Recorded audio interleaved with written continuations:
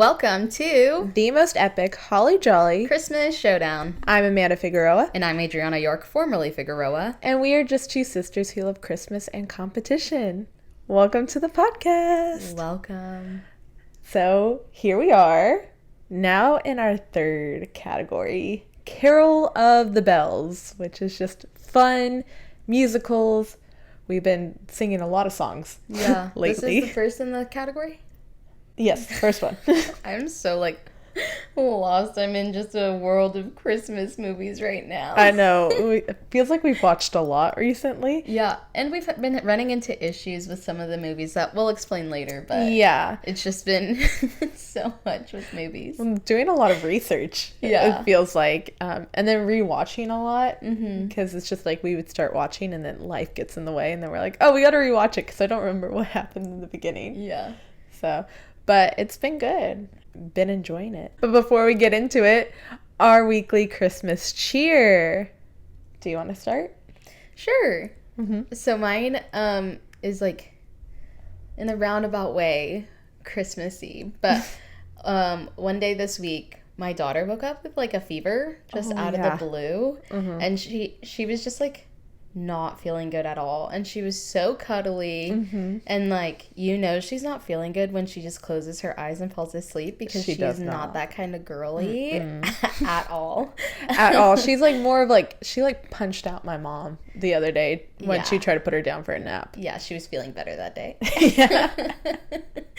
But yeah, so we just spent the entire day like cuddling, and we basically did nothing, and it just kind of reminded me of like Christmas time, particularly when I was like in college and like high school time, when like you just have the opportunity to just like sit and slow down and do nothing. Like, it still happens when you're an adult, but not quite as much. Like, that made me feel like I was back in college, just like kind of getting ready for finals, but I was taking my time to just like sit down and just like rest in the Christmas time. Yeah, I can see that. My weekly Christmas cheer was that Amazon was doing like a 60% off of like books. You would count that as your weekly Christmas cheer. It was amazing, guys. There were so many amazing things that were happening with it. Okay, so first of all, I've been really into like, you know, my gardening. That's been kicking up obviously with the season. And like with that, like, how do I if I have an excess of like vegetables or plants or whatever, what do I do with them? So I started looking at books on gardening and kind of like the homesteading kind of thing, and I ended up getting 3 books, and I was like, it's gonna be kind of expensive. But then I paid with my card and I had points with Amazon, so essentially it was free. I had to pay nothing, and it was just like, when I got those books, it did feel like Christmas, because it was like, I got these books and I really wanted them, and I really didn't have to pay anything for them, so it felt like a present from Amazon, essentially. Yeah, it really was. Yeah. So that's my weekly Christmas cheer. I love that for you.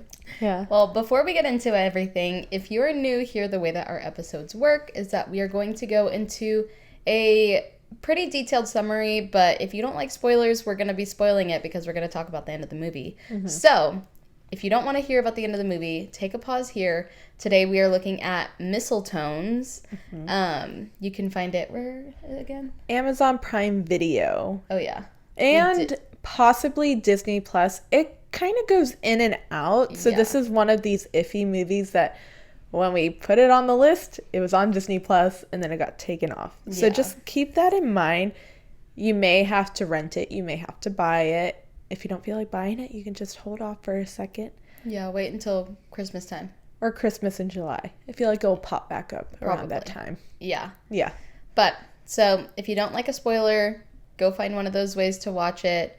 But if you don't mind a spoiler and kind of want to know like what you're getting yourself into, stay tuned. We're going to talk all about the movie. And then after our summary, we go into our scoring, and we have 5 different categories that we use to score our movies, which are plot, main character, aesthetic, overall Christmas cheer, and supporting characters.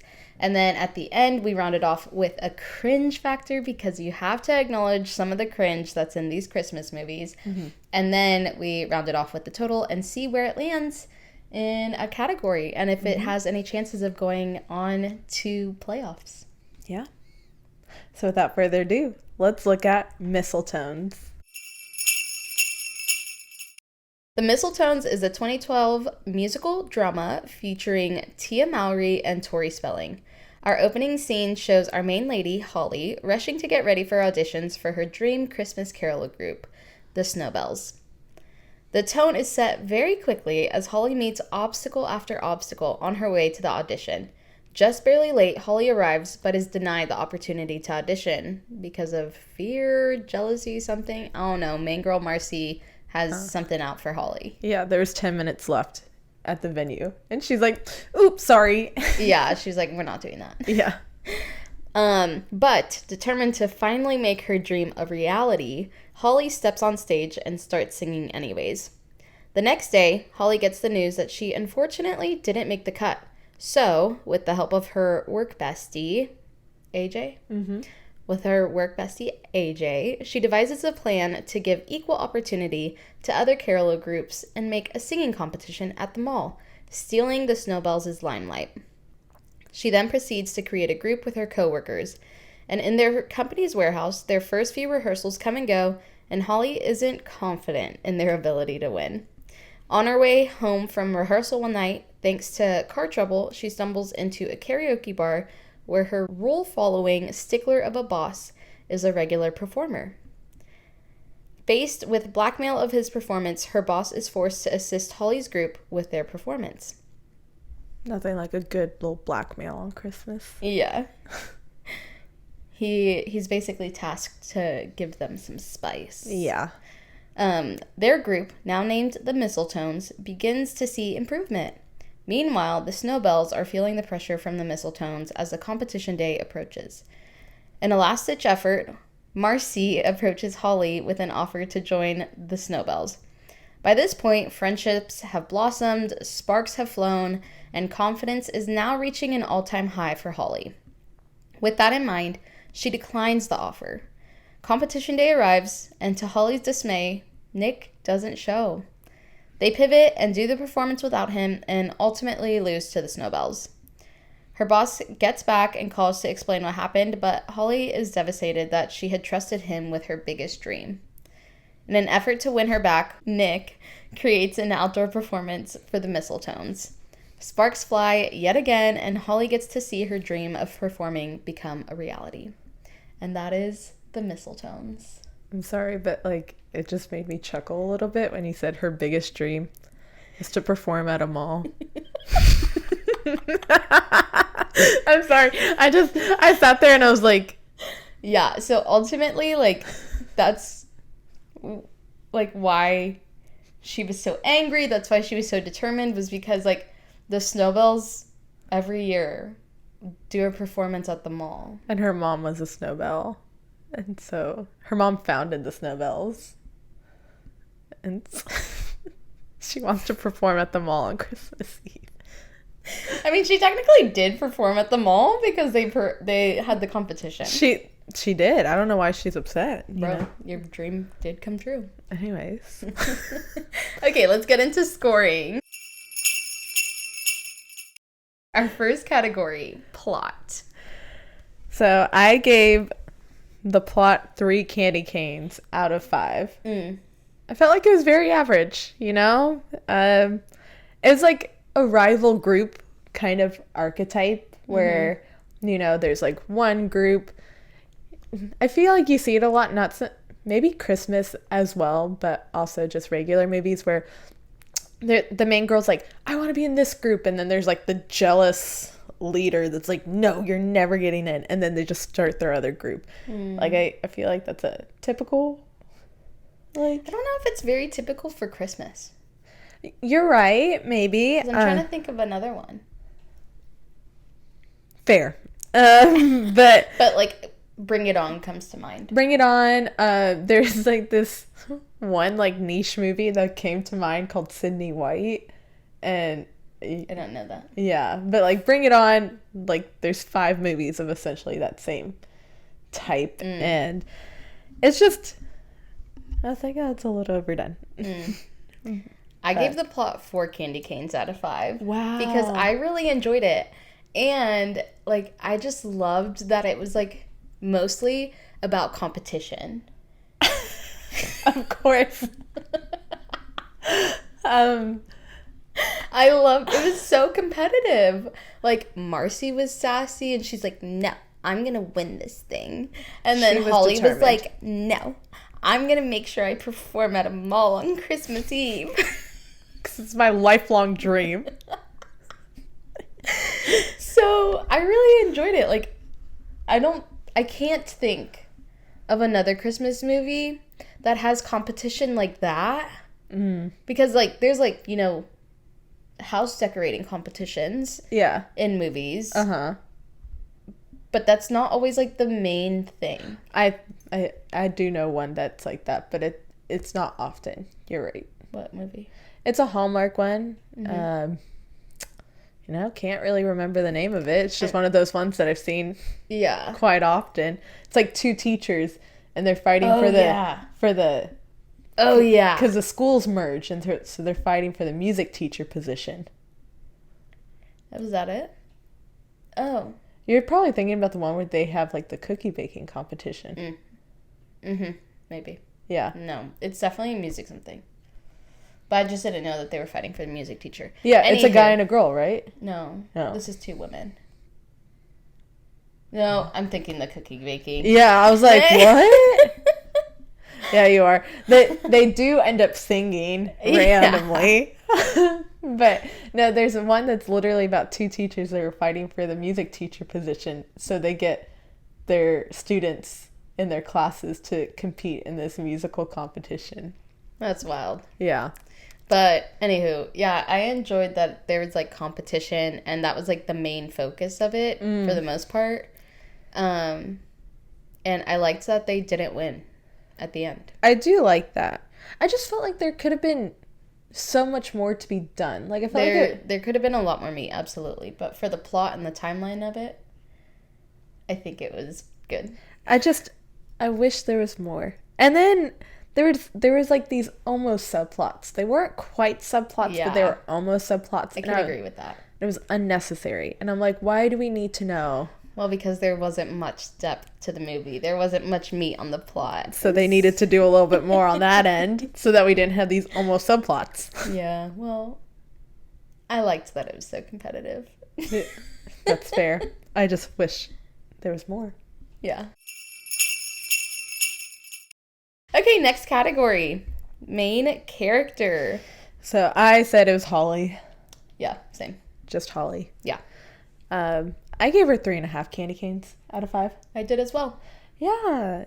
She carried the plot, obviously. Like, I felt like you said, her competition, her competitive edge, her want to sing at the mall on Christmas Eve was driving the whole plot. Yeah. I would say. Yeah.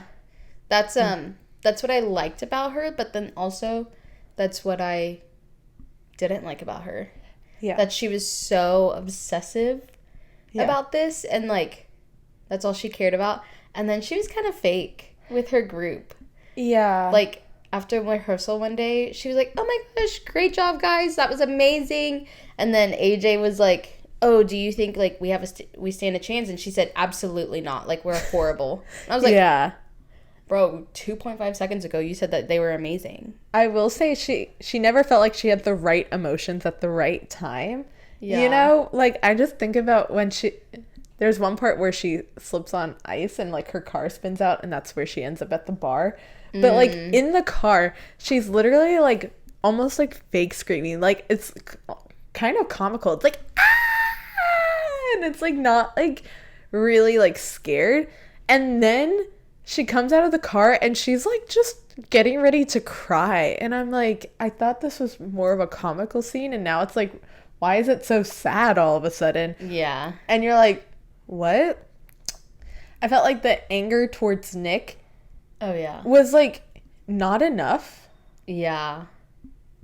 But then she was making it, like, a lot, but you didn't feel it. Like, she's just like, well, Nick didn't show up. Mm-hmm.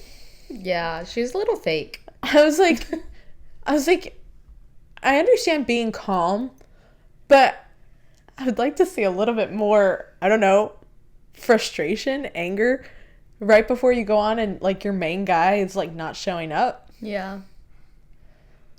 I don't know. Her emotions were a little off. Yeah, they weren't like as strong in areas where you thought that it would be like a very big, wild emotion. Mm-hmm. But then they were subdued in other moments. I can agree. Yeah. But like overall, I liked her drive. Mm-hmm. I liked that she wasn't going to accept no for an answer. Yeah. And so I appreciated that. And she kind of like turned the whole town on its head, basically. She did. Making yeah. that competition. I do feel like in that respect, she just was... It wasn't like she was out to get Marcy. It was just like, is there a possibility for me to get my dream?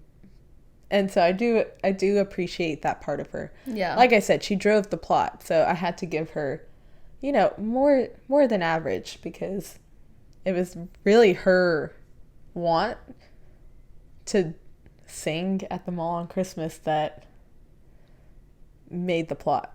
Yeah. Yeah. I agree. Next category, aesthetic. I liked the aesthetic of this movie. I gave it 4 candy canes out of 5. I gave it 2.5 candy canes out of 5. So this is why.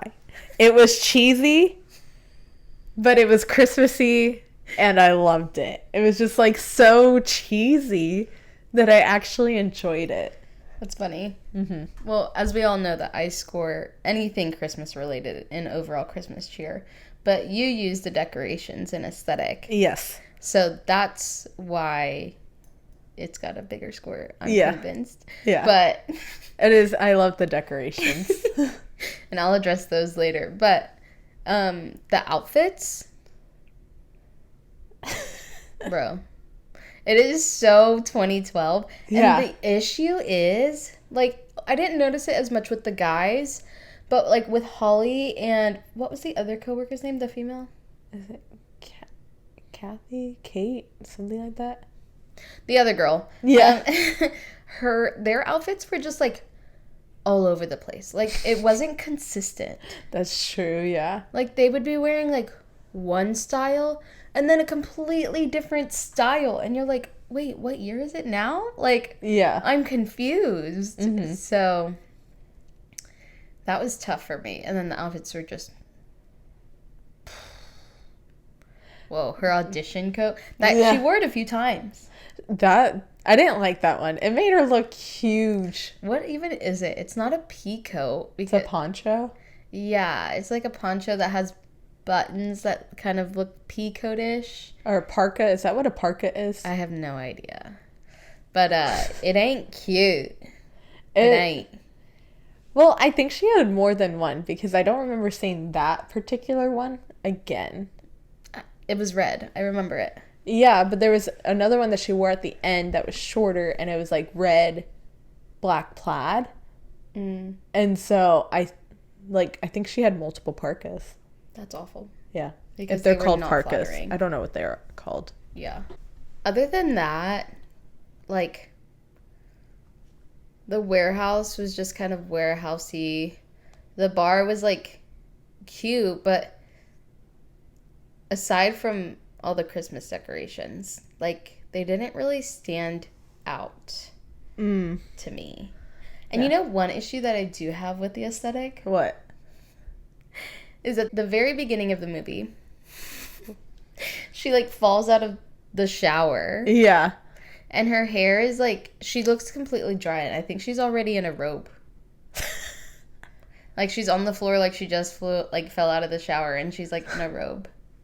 I didn't notice that. I'm pretty certain. Because it really bothers me. I have an issue with her hair being dry, but, like... That's usually what happens. Yeah, I was like, okay, it's not a big deal. I just found it so cheesy, but I ended up loving it. I loved that outdoor decorations of the house. Like, when Nick pulled up to her house, he goes, "This must be your house." I loved it. She said, this one's mine with the lights, and he said, I couldn't tell. That's right. Her cubicle was all decked out. I just really loved that part of it. I will say that the arrangements, like the songs, weren't necessarily my favorite. Like, it was like too modern. And then it just reminds me of this one scene, the very first song that she sings, which is "Oh Holy Night." And I'm pretty sure she made a concerted effort to sing every vowel differently. And I was like, why is she saying it like that? Like, it's like, "Oh holy night," and she'd be like, "Oh holy night, the stars are brightly shining."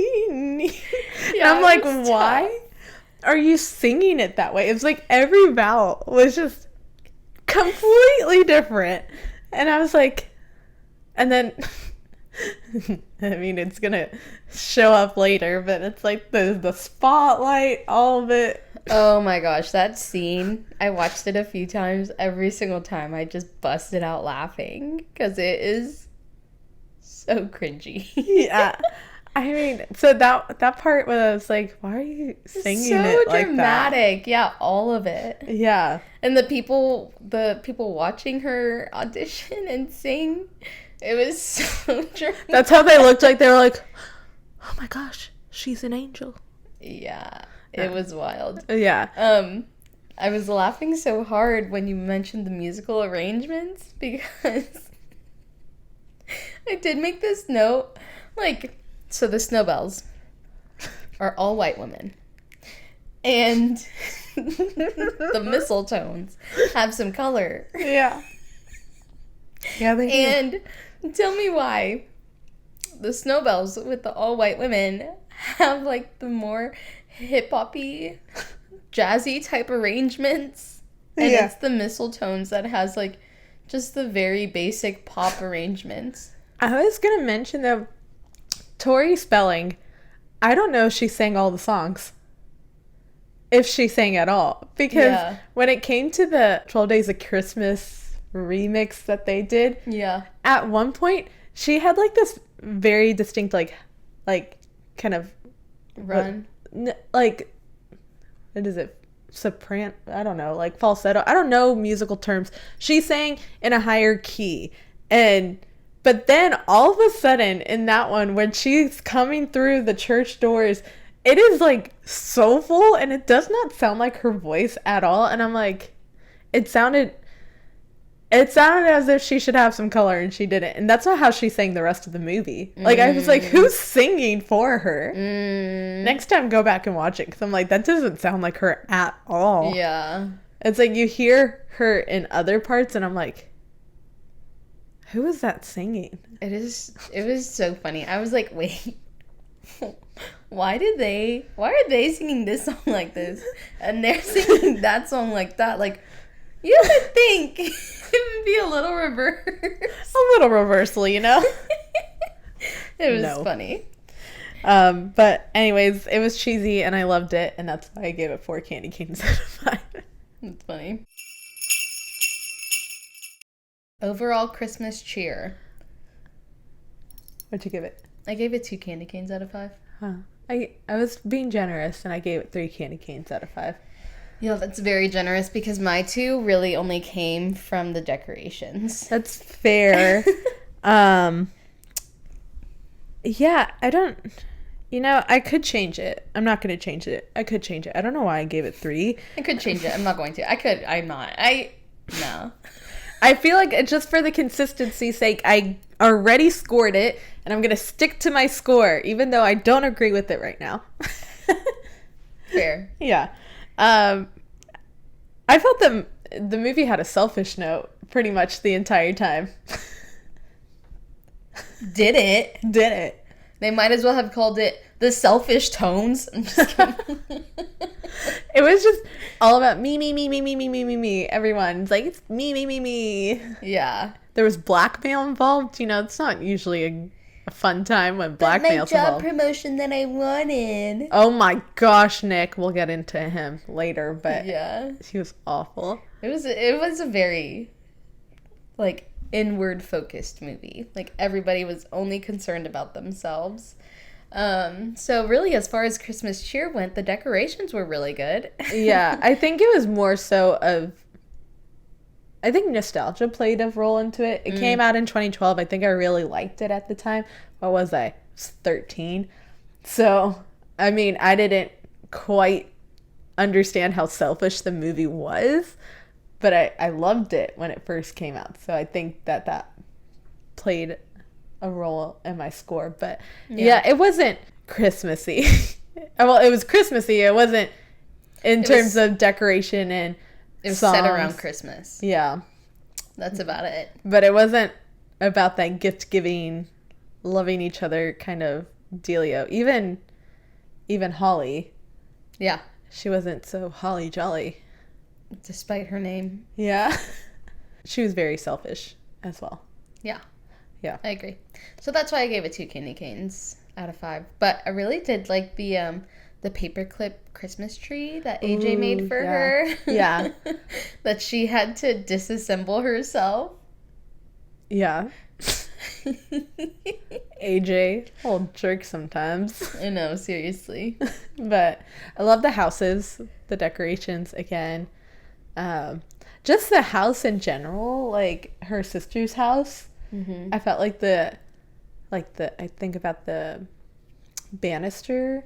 It was just like that really pretty wood. And then I felt like it just worked around together. The lighting in the house made it cozy, even though that house was a hot mess. Yeah. Yeah. I can see it. Yeah. But other than that, there was not much in the overall Christmas cheer department. I agree. Moving on to the next category, supporting characters. So I said it's pretty much everyone else. Yeah. Minus her family, because her family was, like, not there at all. Yeah. I gave them 2 candy canes out of 5. I gave them 4 candy canes out of 5. So I'll go first. I felt like everybody just played their role very well. Like, I enjoyed them, and I think I enjoyed them a little bit more than Holly. Because, like, well, what's, it's not AJ, the other guy. Larry. He's just a hoot. I love Larry. He's so funny. And then what we learn about him, it is borderline subplot. But, like, he's got this smoking hot wife. Yeah. And nobody thought he was married. And it's just so funny. And then the other coworker, I can't remember her name. But she, like... She was meant to be, like, this awkward, shy girl, and, like, when performing, and especially, like, in early rehearsals, she played that so well. So well. It was so funny. And Marcy, like, she played the villain just as she was supposed to. She did. And, like, her little Goonies, like, the one Goonie. Oh, my goodness. Just, like... What is your deal? That was her name, Stacy. And I was like, what is wrong, Stacy? Yeah. You know. She was, like, obsessive. And she's like, oh, my gosh, Marcy, look at what they're doing. They're rehearsing. This is how they're going. And Marcy's like, ah! She definitely was like, I am angered. Yeah. She played that very well. Yeah. And Nick, I mean, well, Nick was like, I didn't really like him. But everyone else I did like. Nick was very selfish, but I did like the little evolution of him. Like when he was first like, okay, I'm forced to be here. I don't want to be here. And then like you slowly see him first. He's like just kind of giving the beat and helping them. And then he's like singing along. And the next thing you know, he's dancing along. And then next thing you know, he's in the performance with them. Yeah. And then he starts performing at work. Like he just like chills out. And I was like, okay. That's fair. I like the progress that we're seeing. Yeah. See, I think I would score Marcy more if she was, I just felt like she was also not really a part of the movie. You know what I mean? Yeah, she wasn't, but like the parts that she had was great. And so I would agree that I liked Marcy. Stacy, I'm like, who are you? Like, why are you doing this? If Marcy's not really part of the movie, Stacy is even less involved in the movie. But she, like, played almost a bigger role because she was the only reason why Marcy knew anything was going on. This girl literally had this look on her face all the time. Yeah. Like pursed lips, like this weird smirk. Like even in her performance video, she's like smiling. She comes down. She looks up. Smirk. Yeah. And I'm like, why? But I wish I saw more of Marcy. That's kind of what I wished for. I thought the only unproblematic characters were AJ and Larry. I felt like AJ was just like, I'm the best guy friend. Yeah. Like, I liked him, and I liked Larry, and I just felt like they were, like, living it up. What's wrong with HR girl? There's nothing wrong with her. I just felt like she was just there for me. Like, I felt like she did. Loved her. I don't know. She just was there for me. So she didn't really do much for me. And then Nick, I hated Nick. Like, I didn't just like dislike him. I felt like it was so toxic. What message are we sending to people? You know? Like, the way he treated Holly, he's like, hey, Holly, can you come here over a sec? Can you remove that mistletoe? Can you close the door for me? That is true. You know, I felt like you embarrassed me over there, you know? I can't have someone on my team embarrassing me. Holly, I wasn't at the performance because I was offered a promotion, and so I went there and I wanted to I went all the way to Mumbai. That's where he flew to. To turn it down in person. He knew he wasn't going to take the job because he loves Holly. So I had to miss the performance because I had to fly to say no in person. Yeah. He was just a toxic guy, and then all of a sudden they're together. True.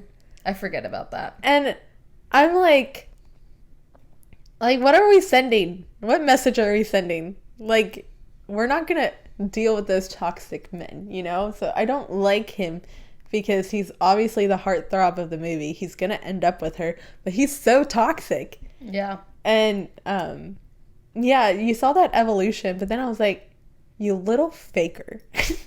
You go in there and you're like, oh, I'm going to get all comfy cozy with them. And then you get the promotion and you're like, oh, I know I'm going to turn it down, but I'm still going to fly over there and miss the performance, even though this girl that I like or whatever. Her whole entire dream is to perform at the mall on Christmas Eve. Her and whole you dream ruined is it. dependent on me showing up. But I'm going to miss the performance. So that she doesn't get to perform on Christmas Eve at the mall like she dreamed. She told him that dream. In confidence. Dream. They sang in the car. I forgot about that. It was very uncomfortable. Just wipe that from memory. Can't now because now it's a note in the cringe factor. Mm-hmm.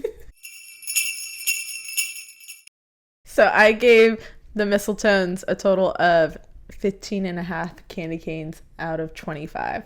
And I gave Mistletones a total of 16 candy canes out of 25. For an average of 15.75 candy canes out of 25. But we have the cringe factor. Dun, dun, dun, dun. That was fun. That was good. Mm-hmm. What'd you give it? So, I gave it a cringe of 1.5 icicles out of 5. I gave it a cringe of 1.5 icicles out of 5. Nice. We were on the same page. Yeah, that was a cringy movie, guys. Tough. And I think I was trying to figure out like my scores and figure out cringe factor. And I think the issue is like when there's not a lot of meat on a movie's bones, then they have to have fluff. And oftentimes the fluff is just so cringy. Like, yeah. I don't know what the drama was with her performance, her audition for the Snowbells. That was so cringy. That one was cringy, yeah. Their relationship and basically Nick and Holly and everything that happened between them was so cringy. It was very Them uncomfortable. singing in the car. He's like, Holly, take down this mistletoe. And then, like, they end up under the mistletoe later, right? Yeah. Like, because she put it, I don't know, in, like, the office somewhere. Like, the worker? he like pulled it up and then she's like, okay. And then they like end up making out in the closet.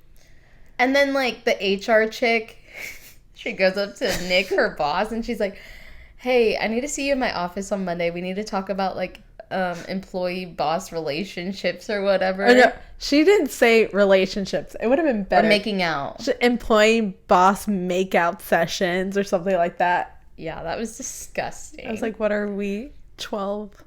That's literally what it felt like. It was for 12-year-olds. So that, all of that, and Stacy. Stacy played a huge role in my cringe. Because who is she? Yeah, no, literally. Why is she obsessed? She got the part in the Snowbell, so why is she going after Holly? You know, because then she's all surprised at the end when Marcy's like, she was better than you. She goes, then why'd you choose me? I'm like, obviously you knew because she snuck into Holly's workplace, everyone. She was in the warehouse recording them as they practice. She snuck into someone's work just to see the rehearsals. First of all, she knew that they were rehearsing in there? Yeah. Question mark? How'd she figure that out? You know? Yeah, for that to have worked and to have not been so cringy, we needed more, like, depth for Stacy. Like, there needed to be drama between Holly and Stacy. Instead of Marcy. But there seemed to have been Marcy and Holly drama, but I don't even know what the drama was, except that Marcy was on the Snowbells and she was worried about losing her control over the Snowbells. Yeah, that's about it. I would understand Stacy like overhearing like Holly set up this whole competition. That was Stacy's role. And then there should have been drama between Marcy and Holly. But it was like Stacy was fueling a lot of this and it made no sense. Yeah. So it made for a little bit of a cringy movie. It was very cringy. Again, the cheesiness aesthetically played in for me because I also thought it was cringy that Marcy, you know, she was wearing the furry boots. Like, that was very much the time. Like, I wore those to school. It was not a good time, you know. We don't want to look back on that fashion memory. Was tough. But it like fit the time and it was so cheesy. Like, it was like, that works. Like the pink tracksuits. Yeah. It fits like these mean girl vibes. Like, you know, but it was still cringy. Yeah. Mm-hmm. I agree. Yep. So that gives us an overall total, once we slash that 1.5 icicles off our score, of 14.25 candy canes out of 25. So this is the first movie, so it's currently in first place. Currently in first place. We'll see how it matches up. Yeah. With the rest of them. But stay tuned. We're going to kind of be workshopping this category a little bit because this was the only one we were willing to spend money on in terms of watching it. I felt like we had to pay due to it because it was the reason why we had this category. Yeah. And so, but all these movies are all of a sudden off market. Yeah. Like somehow May rolls around and no more Christmas musicals, I guess. That's rude, you know? Yeah. And we don't want to like only have movies that you have to pay for because we want to make sure if you want to go watch it and you don't enjoy a spoiler that you can go watch it as long as you like, you know, have one of these common streaming platforms and stuff like that. So, yeah, we're going to be having to do some research. Yeah. As of right now, we're already going to have to take one off the table, we think. Yeah. So we'll see about the last one. But yeah, we'll keep you guys updated on all of that. But tune in next time where we kind of take a little twist on Christmas. Halloween wants to take over Christmas? What? This is The Nightmare Before Christmas. You can find it on Disney Plus. Yep. And that's it for this episode. I'm Amanda. And I'm Adriana. Have a holly jolly day. Bye. Bye.